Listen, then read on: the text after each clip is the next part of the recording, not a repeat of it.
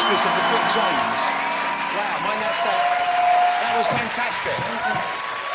I love to see you again. It's Lady Gaga. Doesn't she look spectacular? Wow. You've got to love Gaga. You really do push the boat out. Congratulations on these looks. And that actually, that's not a working telephone up there, though, is it? Hello? Hi, Jonathan. How are you? I'm very well. You don't have to use the phone. It's okay. Come here, you cheeky minx. Look what we got you. Thank you. We got you a new teacup to replace the old one. Isn't that nice, ladies and gentlemen? To replace the one that was stolen by me when she came on last time. Look, what an incredible year it's been for you, because when you were on last time, I think people were coming to terms with who you are. They were beginning to enjoy your music, but you were sort of seen as a bit of an oddity. Would that be fair, do you think, back then? I guess so, yes. Yeah. And now, I think they maybe came to wonder what all the fuss was about, and now they love what you do. Oh, thank you. Thank you so much. It must be very satisfying for you. Well, I really love my fans. I really love my fans. And one of the most exciting moments has been just this past week I played at the O2 Arena, and it was sold out with the most beautiful, amazing costumes and dancing and sweating and singing, and I just love my fans so much. But that's what the incredible thing is, because I've only seen photographs of this. I'm going to go and see you because you're coming back here in May, I think, for some more dates. But you see people go to the Lady Gaga concerts dressed, not really like you, but you kind of inspire them to become glamorous, I guess, to be... There's some people there. I know that looks like an outtake from Little Britain or something, but it's just a couple there. But people just go crazy, don't they? They really... They're great. And I guess that makes part of the fun of the show. The whole thing is them as well. You won 3 Brits this year. You were awarded 3 Brits. You got 2 Grammys. Is that right? Yes, 2. That's incredible. Thank you. He's so nice this year. Well, I was trying to be nice last time. I think you didn't expect me to be quite as good looking or something. What was it? What happened? Yeah, terrifyingly good looking. Yeah, there you go. Thank you. The clothes thing has become such an issue now. Everyone wants to see what you wear next. Everyone loves seeing these outfits. It's like performance art, really, and I'm sure that's partially the intention. Do you ever worry, though, that it will overshadow what you didn't overshadow the music, or is it all much of a oneness? No. I'm going to hang up on you for that because otherwise question. you'll be charged a fortune for that call. It's okay, though. Don't panic. I'm on a friends and family list. I think that for a very long time, I haven't really yet in my generation had sort of a figure that was really an escapist figure for me that I could latch on to and have the fantasy of the music and their life really inspire me. And I guess I've always lived, since I've been in New York writing music, this very sort of art-centric, glamorous life, and it's important to me to always be that for my fans. And the idea of showbiz, Michael Jackson, showbiz, and the sentiments of music and performance. Today, with the media and the way that it is, you see absolutely legendary people taking out their trash. It's something that we as a society don't really want to see, but we keep buying into it, and I think it's actually destroying show business. So, if anything, there's absolutely no way I would ever give up my wigs and hats for anything. Yeah, because I don't think I've ever seen you looking less than spectacular. Thank you. So you must put that work in all the time. But where do the clothes come from? You come up with the ideas, you have a team of people suggesting stuff to you? Well, the House of GaGa is all my friends, and they travel with me a lot, but we work in so many different cities around the world and making new clothing.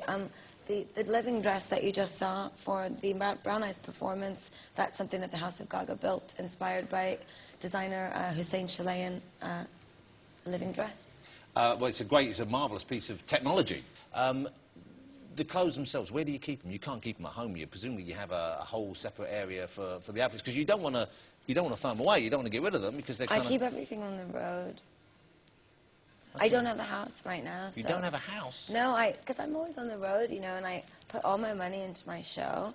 Is there anything that you get offered, or do people come up with an idea? I'm thinking this is perhaps a silly question, but have you ever been given something and you said, no, that's too daft, I wouldn't wear that? I can't imagine that's the case, but have you... Sometimes people do make things for me that, I guess I don't dress for the sake of something being over dramatic or over exuberant. I really have very specific things that I like, so sometimes people do make things for me that are quite crazy, and I don't think it looks like fashion, so I don't wear it. But the hat, you know, once I got over the initial shock, now I'm looking at the telephone hat and thinking it looks really cute. Thank you. You know, it's a really nice look. And the lobster thing It's even. Philip Tracy. He made that one too. Yeah, if someone had said to me she's going to come out with a lobster and peeping out in between the front prongs or whatever they are, you'd think, well, that's going to look daft.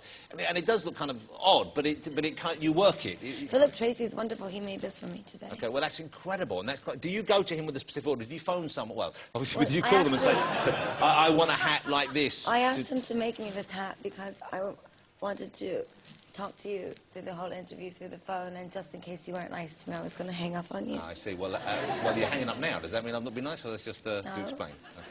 Actually, you've been very nice. I can't do it. Good. Well, I'm pleased to hear that. Want my tea? Have your tea. Have some tea. It's not. There's nothing in it though. It's just chamomile. You know.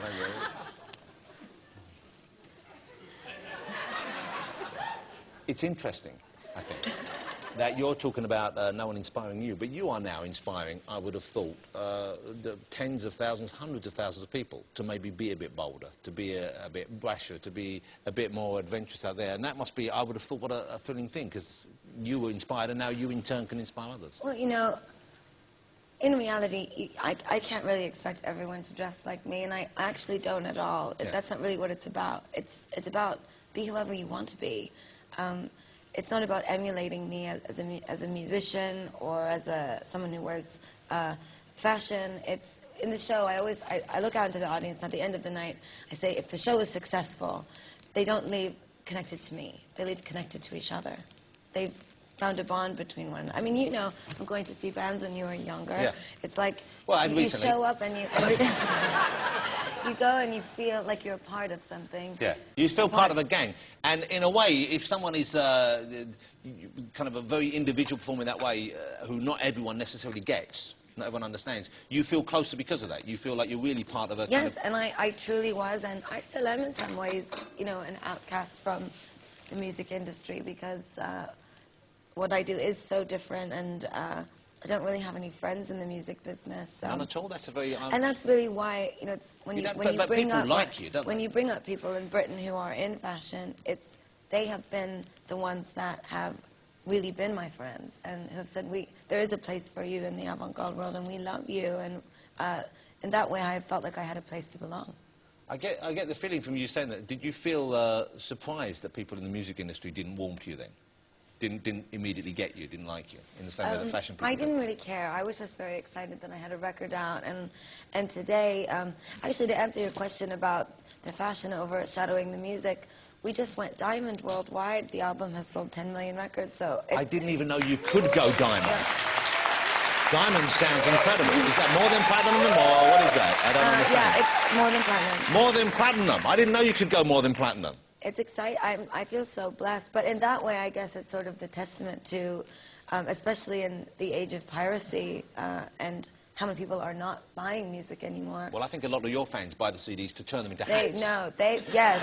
They buy 4 and 5 copies, and they're so cute. They stand outside the hotel and they say, they come, Lady Gaga, we love you, but we've been waiting for 10 hours. I have 5 CDs, and you must sign all of them. This one in red, and this one in blue, and this one in yellow.